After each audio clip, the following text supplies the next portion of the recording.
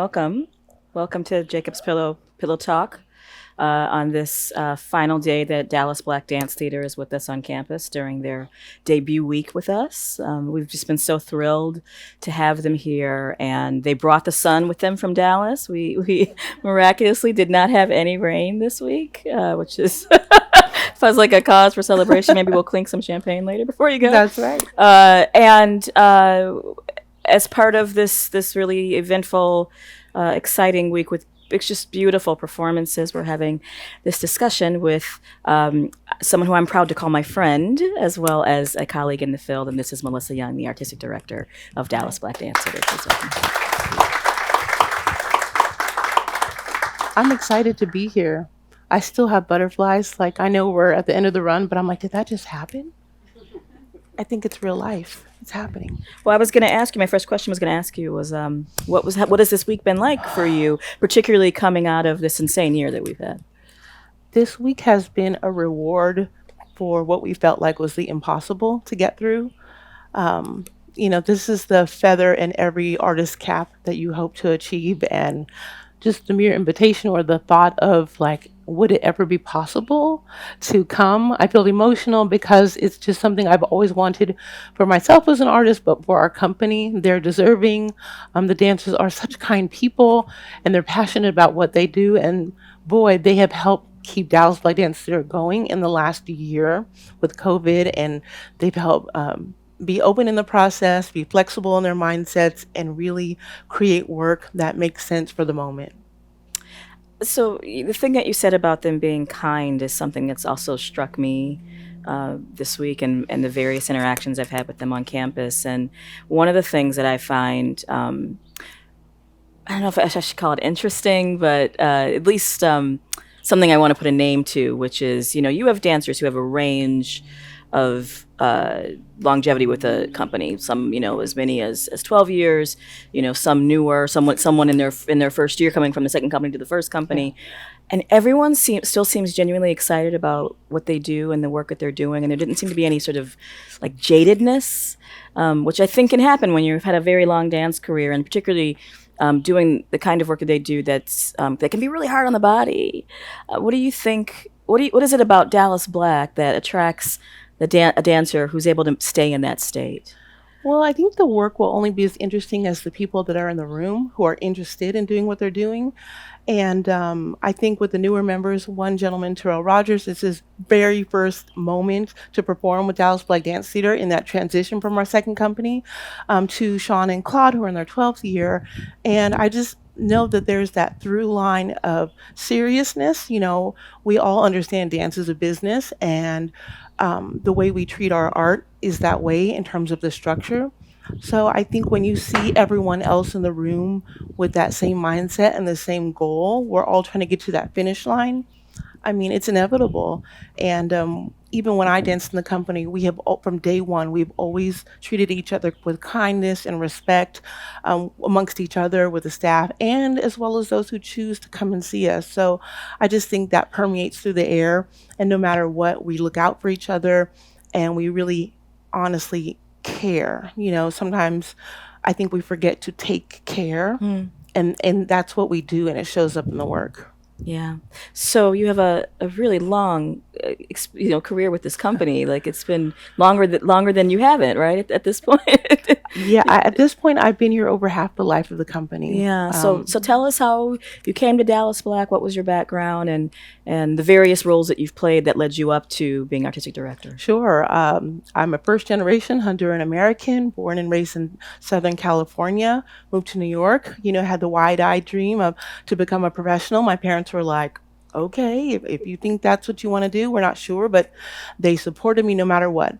Through my studies at the Ailey School on scholarship and graduated from one of their programs, I did an exchange program in Amsterdam, and I thought, I'm exhausted as a student. If this is my career, great. And my friends were like, you can't quit. I'm like, but why? I just felt like, I think this is good. Most people don't make it this far. They're like, you should go on that one last audition. I'm like, okay, well, I looked on the audition board at the Ailey School Lounge. It was this torn, like, kind of tattered paper, and it said Dallas Black Dance Theater auditions were going to be on this Saturday. I'd never heard of them. Went to one of my mentors, Ana Maria Forsyth, chair of the Horton department at the Ailey School, and I said, Miss Forsyth, who are they? She said, let me see here. Oh, Ann Williams, she's a great lady. They're a wonderful company. They do just what Ailey does. They tour around the world, and you should audition. She's like, I'll call her. I said, no, no, no, you don't have to call her. I just wanted to know because I'm not sure. She dialed her up, and so through that conversation, Miss Williams like, I'll see you on Saturday. Okay. Fast forward, those of us who know Ann Williams, she said, I'll call you on Tuesday because I made it to the final round. She didn't say which Tuesday. Yeah, so it was a lot of Tuesdays, and I was concerned, at the payphone, calling the payphone. The payphone, yes. Calling my roommates, is the phone working? They're like, we're talking. What are you talking about? So anyway, I figured I took a chance to pursue my studies in New York. Why not take a chance to come to Dallas? I went to Dallas and I felt like I had gotten dropped in the land of the unknown. It was not Orange County, California, and it was not New York City. It was somewhere in between, but what was that in between? My parents said, take 2 years, figure it out, and see how it goes. Well, 2 years can be an eternity, right? So I figured parents always give good advice, so let me just go with it. And I saw the opportunities that Ann Williams was creating for us dancers. The repertoire, the choreographers we got to work with. I mean, talk about the dream list. And we were touring heavily, and I figured, why would I leave this? And I've always been a curious child to learn, like, what other people do. What do they do in the office? What's that lady doing over there? Because I just felt like it would help me appreciate what I was doing in the studio for some reason. One of my colleagues joked, said, Melissa, you were in transition before you knew you were in transition. And I really embraced that. And so fast forward, 11th season, I said, I think I want to take a break. She says, well, I can't hold your position as a dancer. What do you want to do? There aren't a lot of branches on the tree here in the organization, but I'm sure we can find something. She says, what about being a rehearsal director? I'm like, what about it? She's like, you should do it. I'm like, I don't know how. She said, something tells me you'll figure it out. So fast forward, there I was, immersed in a land that I had no idea. How do you do this? My intuition, I feel, is my spiritual gift. So that's how I guide and lead and make decisions. And I just felt like I found my home at Dallas Black Dance. So why not stay and bloom where you're planted? And I felt like over time I had learned so much from my dance mates, from Mrs. Williams, from the staff, and I felt like leaving the organization, I would be doing myself a disservice and everyone else by not sharing what I had learned. So I just try to cultivate that and create an environment that's safe for them to explore, to make mistakes, to feel afraid, to be courageous, and then take chances and see what's possible. And here we are. The road to becoming artistic director was not an easy one. People felt like, oh, she's got this, it's going to be given to her. But, we all know that things that are worthwhile and being worthy of, they don't come easy. And I just hung in there. I felt like the divine led me. And so I just get to create these beautiful experiences day in and day out. So you said those of us who know Miss Williams, and I'm feeling like many people in this room do not know the great and legendary Ann Williams. So if you could tell us a little bit about her and all of the magic that she's created in Dallas over the many years. Sure. So Ann Williams is the founder of Dallas Black Dance Theater. Actually, she created Dallas Black Dance Academy first, 3 years prior, in 1973.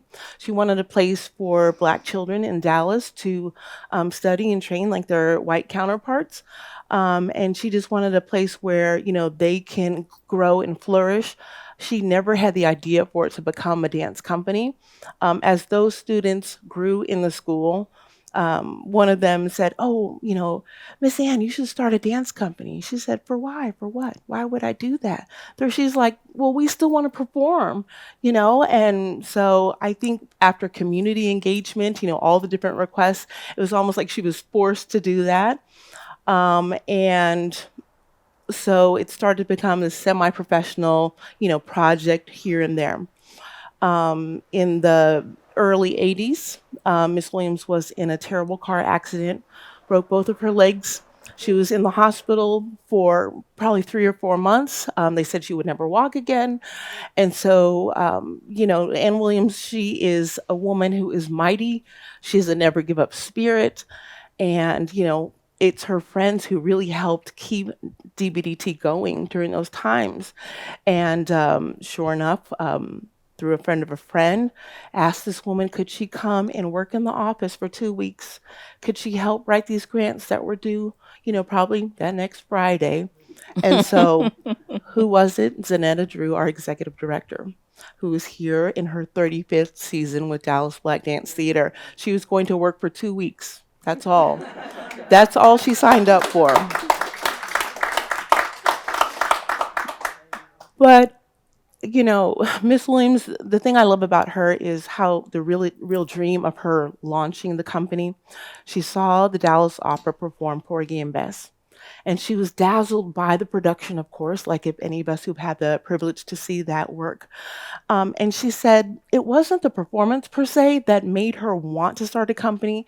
She realized it was one person who was creating all these opportunities for the artists on stage, for the crew members backstage. And so she felt like that was something she really wanted to dive into. Yeah. And so, with the support and Miss Williams she has dreams that are a million miles long, and let me tell you, one by one, those boxes got ticked.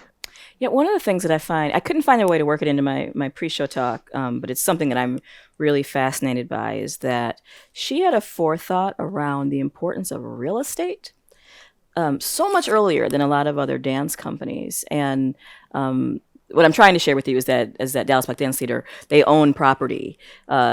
And so their company and their school have a permanent home in a way that a lot of other places don't, and go through rent hikes and having to relocate in several different places. And so, can you speak a little bit about that and about the significance of that particular building, because yes. I know it has a cultural significance as well. Sure. So Ms. Williams felt like if you have a place of permanence, you are stable, you can produce consistent work. And without the upheaval of like, oh, we've got to move over here. You have to try to find space over here. Oh, it's too early, it's too late. So to have a home, she knew that the staff can be solid and really work on their systematic practices, and the dancers can have a place where they felt like they belonged and had that sense of ownership. We've been through a few different buildings in our company's history, and I'll never forget one of our previous buildings. I think I've been there now. We've been through 4, 5 to get to the permanent home in my time. I remember her looking across the street and said, one day that's going to be our building. And the dancers and I were like, this lady's crazy. That building, we're like, because we felt like all of our other friends, they don't have their own studio, they don't have their own building. That's crazy. And she said, you just wait and see. And so I'm sure Zaneta felt like, okay, this is what Ann Williams wants. How am I going to get this accomplished? Our permanent home is located in the Dallas Arts District. It's the former Moreland YMCA building, which was the very hub of the African American community. It was the only place that Blacks could go for social gatherings, political assemblies. There was a restaurant there on the first floor. Our building is 4 stories. Originally, it was 3. There were 22 sleeping beds on that 3rd floor. That's where Blacks could stay. They weren't allowed to stay in hotels. There was a swimming pool on the 1st floor, and Miss Williams taught swimming lessons to the men and boys of the Y. And so people like Ella Fitzgerald, Justice Thurgood Marshall, Muhammad Ali, Ray Charles, and the like stayed within those walls. And to look across the street and have this dream of, I want our permanent home to be in this place that has a legacy on its own. And it's mind-blowing really to think that, someone could dream something and really have the true support to make it happen. And one thing I think is very interesting, when she was working with the architects on that 1st floor where the swimming pool was, she said, they asked her, do you want us to cover the floor over and just make it an office? She says, no, I taught here and movement happened here. So I want this to be a dance studio for our younger kids so that they can grow and the movement can continue. So it's walking in the building, there's energy and there's light, and the patterns on the floor, your eyes. She wanted a place where your eyes could dance. She didn't want a sterile corporate institution. She said, this is where art is created, so too will be our house. Having been there, I have to say it's a really impressive building. I was like, oh, I did not know that Dallas Black was in this gorgeous building. Yeah. I want to switch gears a little bit, Sure. but I think it's somewhat related to what you actually were talking about, and talk about the notion of family within the Dallas Black community halls organization, and I think that translates to a much wider Black dance community. Over the past few days, it seemed like, like I saw Clifton from Ailey yesterday, and then Danny G was here a few days ago, and Vincent. Like there's connection among all of these dancers who may or may not have actually danced in companies together, but are connected through a much larger network that encompasses the International Association of Blacks in Dance, but I think it's more cultural than an organization, right? I Yes. think it's embedded in the ways that we communicate and the ways that we commune. And so I'm just wondering if you can speak about family and how that shows up for Dallas Sure. Black. Well, as I mentioned, within the building, we're certainly family oriented, because how else are you supposed to work together? We all have the same mission. We're all individuals, but we all are trying to get to the same end result. So if you're not willing to be supportive, even in a staff meeting, you need to, sometimes we have to stop talking and just listen and read the room, just as we do in the dance space. So I think that honoring of who we are and what we bring to the table at large, not just at Dallas Play Dance Theater, but the dance world at large, is super important. And it's about those small steps that give you greater gains. And so, speaking to the wider dance community at large, I was gobsmacked to see Matthew Rushing here and Hope Boykin from Alvin Ailey American Dance Theater show up to support us. But it's what we do. There's that genuine connection and authenticity. We want to continue to elevate and amplify what each other is doing, because we know we're all doing the work. We are, and we don't often have times to pause and go support someone. But here we are, and why not? Just because you might be across the country or just in the city over doesn't mean you can't stop and acknowledge with your physical presence. It goes a long way. When the dancers saw who was in the audience, they were like, they were so getting in on the inside. They were like, "Are you kidding me, Melissa? Why didn't you say so and so was coming?" I said, "I didn't want to disturb your spirit, but I knew they would see them and that would fuel them, and really to to connect with you, and it's just it invigorates you, on the days where we all get tired and exhausted. But when you see people show up, it's that tiny reminder of why you should keep going." Yeah, one of the things that struck me about seeing this host of seasoned dancers who have come up through the ranks with you, who are your contemporary, a lot of them are your contemporaries, is I think so much when we think about dancers, we think about sort of like things being cutthroat or people being in competition. And what was just so clear to me from all of these folks that showed up is that like everybody wants everybody to win. Like everyone's here to celebrate Yeah. what is a pivotal moment in the history of Dallas Black by being at the Pillow, and then wanting to come and celebrate that for you, Yeah. which feels so unique and not the way that we often talk about how dancers interact with each other, and that feels really specific, at least from my observation, where I have, probably the most and a lot of knowledge. It's very specific to the Black dance community, the Black concert dance community, who've gone through many of the same struggles, and and are very much because of them I am, and so we have the models of Mr. Ailey and Arthur Mitchell and Miss Williams and Cleo and Joe Myers Brown, and like like so there's this thing of carrying on that legacy for each other and demonstrating it for these younger dancers who you are now leading.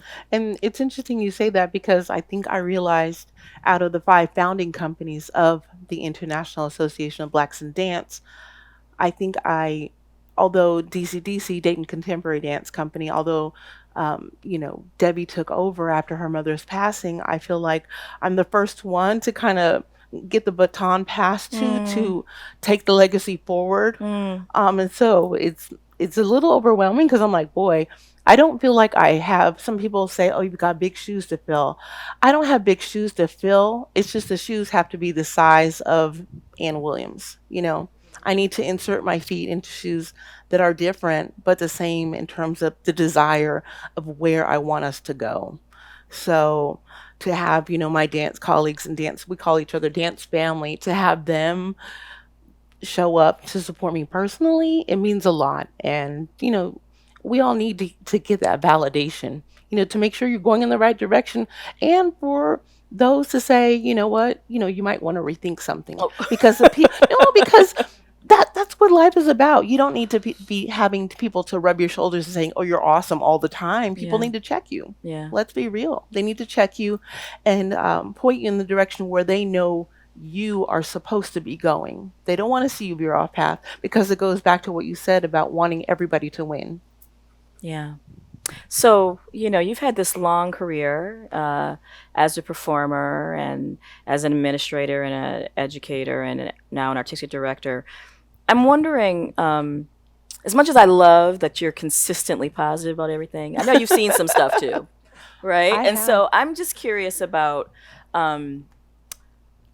what do you observe about the dance world today, and what are things that you're hoping for? Maybe I'll keep it in your positive place. What are things that you're hoping for? What are things that you desire that maybe haven't presented themselves? And you can take that any direction you want to go with that. Well, I'm not going to run away from what you're really asking. I'm not going to do that. I think sometimes in the dance world, oftentimes, I'm going to be very candid. Oftentimes we complain. We complain about a lot of things that aren't right. But when I was rehearsal director and I'd go to Miss Williams at the end of every day, Miss Williams, this happened, this happened, this happened. She would always say, I keep hearing you talk about problems, but what are the solutions?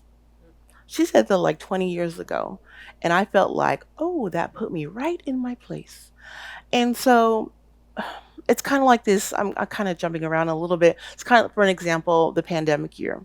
Once we have identified what the restrictions are, what we are able to do thoughtfully and all of that, okay, so you've identified it, but now how can you move forward? And I feel like sometimes the dance world waits on someone else to move first, whether it's pandemic or other ideas. Be a risk taker. It's okay to fall down. You're not going to fail miserably. Just try something. What's the worst that can happen? That's what dance teaches you. Being an artist on the Marley, in the studio every day, your sensitivities are so heightened.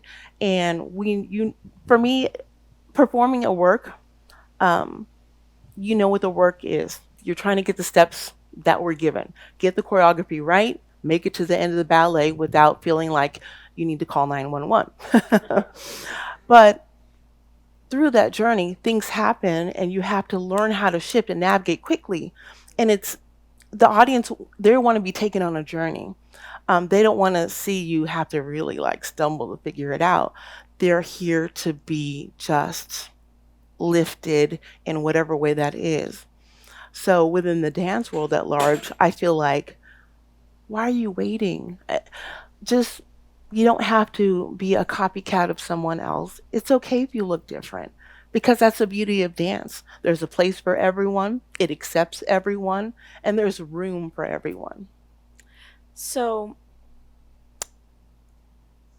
okay, I'm going to ask a question.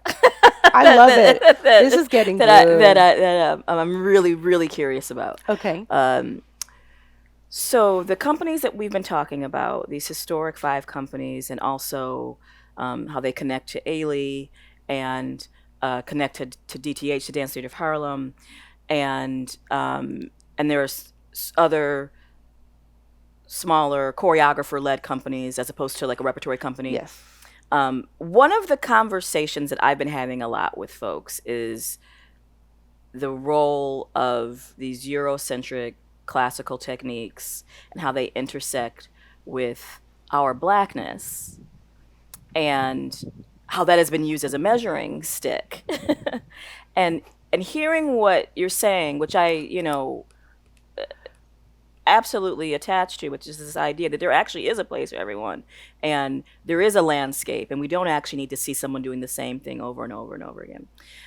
I really am curious about how companies with that classical dance legacy, and when we saw your dancers, I mean, I saw some brise volée, I saw some penché, I saw, beautiful classical vocabulary.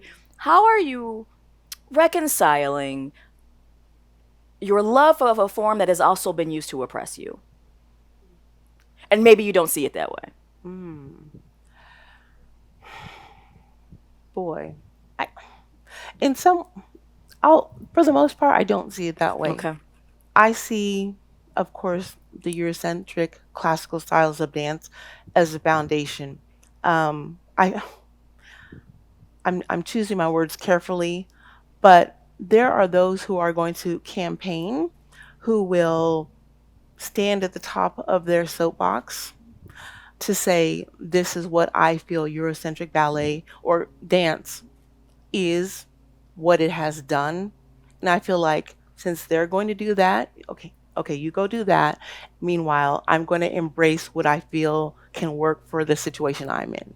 I'm not running from it. It's just, it's already been talked about. So I don't know what more to say, only because, I mean, it just is what it is. And how can we take what has been oppressive, and how can we change the narrative for people to open their mindsets, and really those who don't realize that these Eurocentric styles have been oppressive to Black people, how can we get those people to see what we're talking about? Because if they don't understand that root, they're not going to understand the work that we're doing now, which is a fusion of everything. Yes, yes. And so I think you take a blend of the classical and then take all of the root of modern dance and African dance, which many will say, oh, I see some hip hop. No, you don't. It's not hip hop.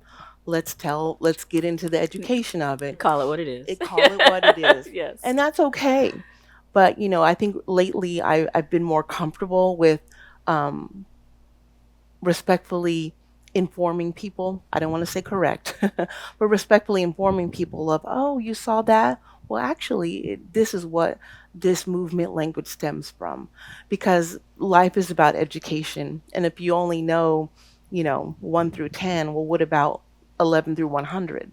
So that's what we're here to do. We're here to pique curiosity, really pose those questions. I want people to walk away and feel maybe conflicted, like they don't know why they're struggling with trying to understand, or they don't know why all of a sudden they had a light bulb moment.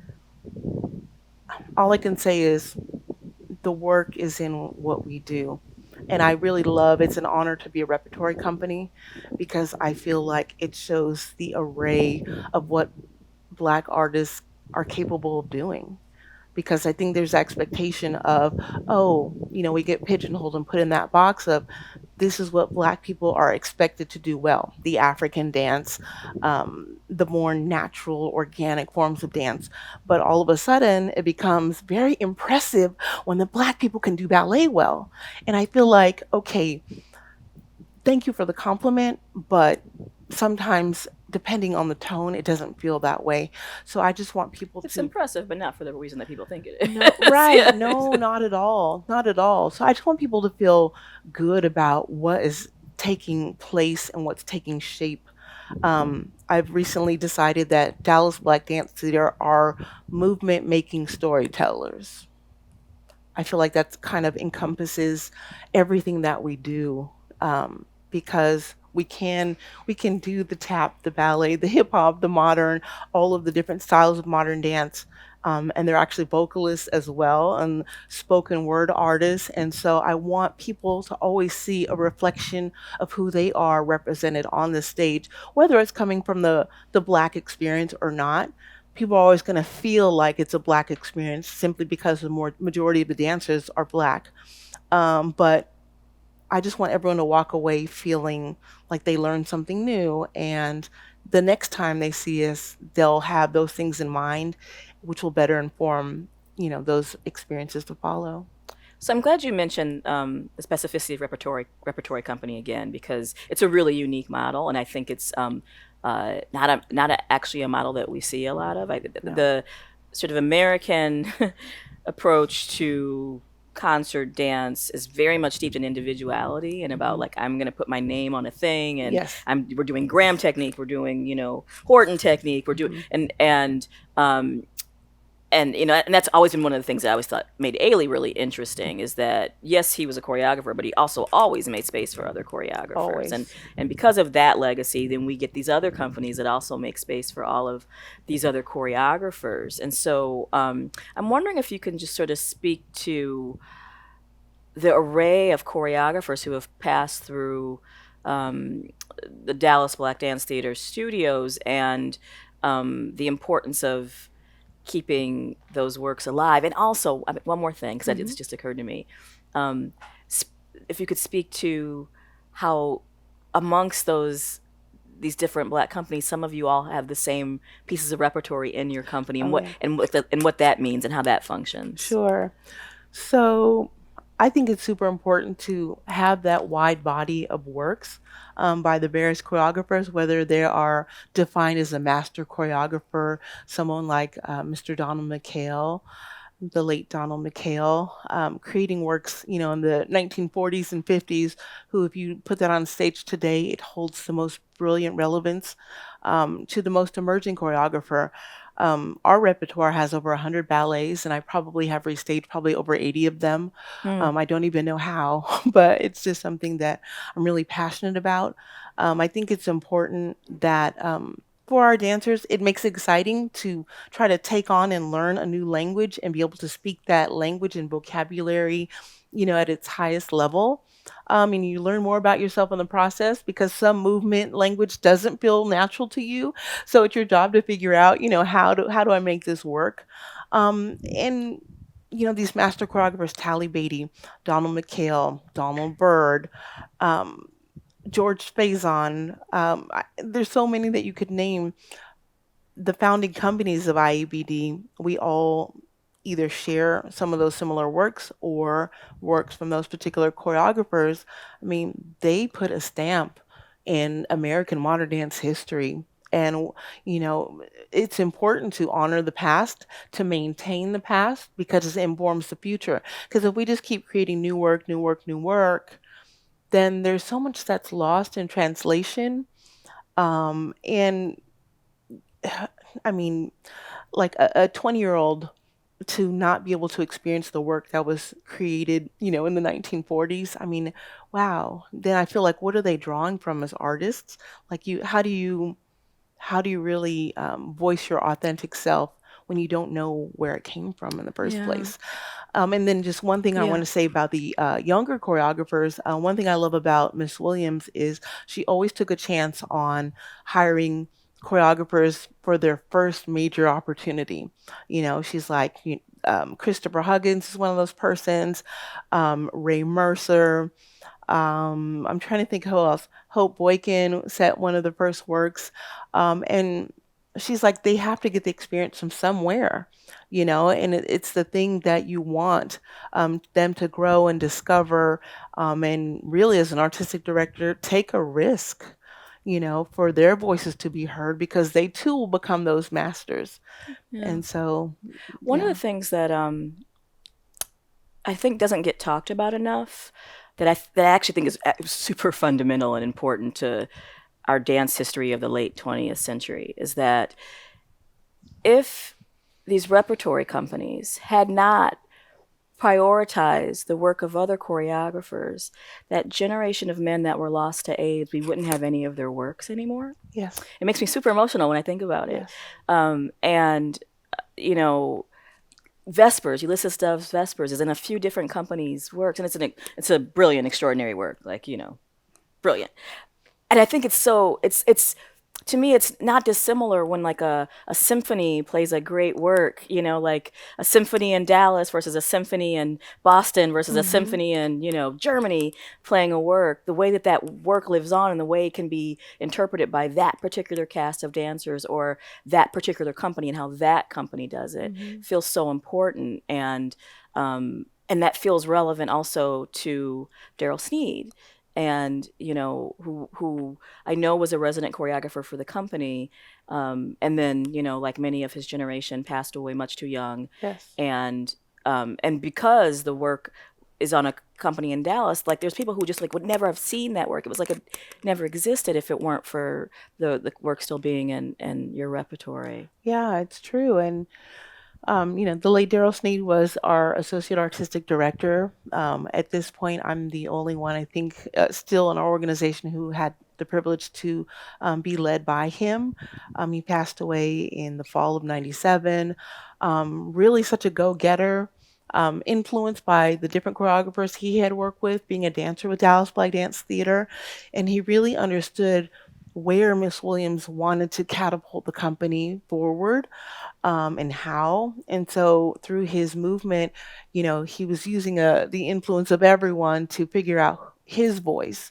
And I mean, that's just, whether we do it in house or externally, bringing the people in, it's the right thing to do.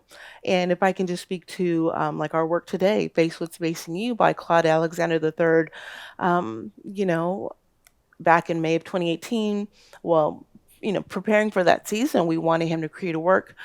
We said, take a stab at it, whatever you have to say.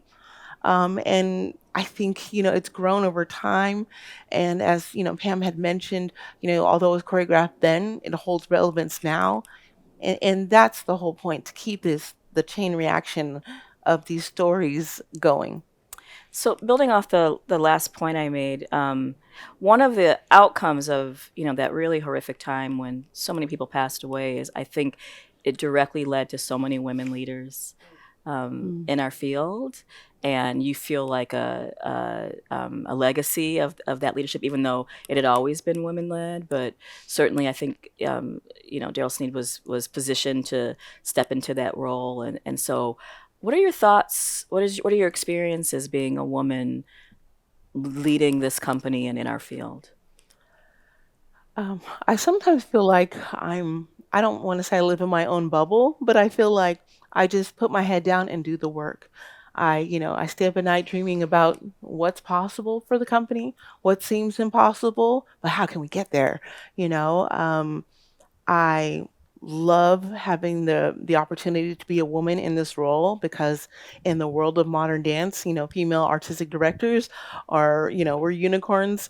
But it's nice to be able to just show the strength and power of what we can do, um, and just lean on those other directors who are females.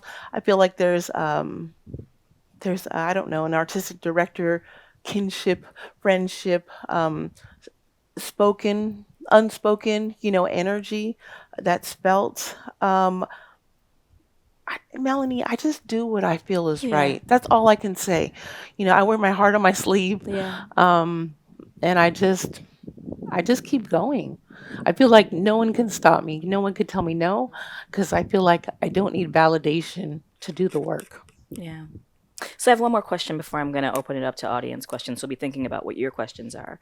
Um, Melissa and I have been in contact over the past couple of years, just talking about Dallas Black and where it fits into dance history and how it's super underdocumented in dance history. It keeps me up at night. How those five companies that we mentioned: Philadelphia, Dayton Contemporary Dance, Lula Washington Dance Theater, Cleo Parker Robinson Dance, and DCDC. In general, they don't appear in most dance history books, but specifically Lula Washington and Dallas Black are the ones that are the most absent. And I know because I've been doing a literature review on it for a couple of years. Um, One of the questions that I've been asking you and asking other people from these other companies that's I think is somewhat related to trying to figure out how to document this and how to get your histories into publication. What is the thing that makes Dallas Black and different from those other companies? Because I think that it's super simple to lump everyone together and say that they're doing one particular aesthetic, but you're not the same. I don't think that, I don't think that what Oh you do about no. Lula, it's so, so, so Oh no, different. we're all so And so, different. like, what makes Dallas Black Dallas Black? What's uniquely your thing? I think we bring humanity to the stage. We bring our confidence, and I keep going back to we bring who we are as people to the stage, and people get have the privilege to witness who these artists are in the world at that very moment. That's all. We don't dance for the people. We're not here to put on a show. We're having a human experience through these movement stories. How is that different from others? I guess one would say, oh, that could apply to anyone. But I don't know. I just feel it in my soul. They bring their soul, they leave nothing, no stone unturned, not even the pillow rock. Yeah. Oh my God, Melissa, that's a perfect ending. This is how you know she was on stage for for a long time. She understands about a big finish. Yeah. Okay, so questions from the audience. The question is about the second company. Yeah, so Dallas Black Dance Theater, our second professional company is DBDT Encore. They were birthed out of a greater demand of the main company unable to fulfill all of the various educational outreach programming and performances. Dance is supposed to be in the community. It's supposed to get out to wherever it can be, and to turn that down, it just didn't feel right. So Miss Williams decided, okay, let's gather up a group of young professionals. They're all really the same age as the main company, and let's make it happen. So we're able to do really twice the work, with them. And our outreach program, we're able to reach more schools and communities. And so they are 22 years old. Yeah, and they're led by Nicole Ray, the artistic director, and the assistant to Encore is Richard Freeman Jr. And you and Nicole were in the company together, Yes, yeah? Nicole and I danced together in the company. She joined us when we were doing Porgy and Bess with Hope Clark, all dance production, Dallas Black Dance Theater. So that's when So she jumped as an on. aside, that's when I met Nicole. Like I met her. She came and I used to teach in Detroit, and she's from Detroit, and she went to the arts magnet school that I was teaching at, and she came back to visit her mentor, and she talked about working with Hope Clark. I remember this so specifically. It was 1996. That's right. Yeah. Yeah. Other questions from the audience, Ina? Melissa's comment about Miss Williams having a million dreams and being able to see those into fruition. And now that you are in that similar role, what are you dreaming of? My dreams for Dallas Black Dance Theater, specifically the organization and the dancers, are to, in my office, if you can picture a gigantic post-it with many post-its. Every time I come up with an idea, I write it down, stick it on the wall. So choreographers that are like top tier, that's something I feel like we have the group of dancers who are able to take on that work. For us to tour more, historically we have not been known as a touring company, but that's something that I desire. I want us to be a household name, just as other dance companies that are well noted in North America. I want to be wherever we are out of North America and people to immediately recognize who we are, not just from a marketing standpoint, but for our physical presence to be in these performance houses around the world. That's what I desire. And for our organization, I just really I desire for us to have the financial support for the infrastructure, because we've reached our capacity to do more as an admin staff. And so you only could take on the load according to the number of people you have working behind the scenes. So those are the three major things that I see for us. That the fusing of different styles and techniques is very much in vogue right now. It's something that's very attractive to a lot of artists. However, sometimes in that fusing, the actual root of what it was gets lost, and we don't actually know what we're fusing anymore. And so in doing that, which is partly an educational tool for dancers and students, how do you maintain that root so that the educational lens stays clear? I think although there's this blending of techniques and styles, there still has to be a specificity in terms of what that is. And that takes the consummate artist to define, to have the ability to physically define what that is.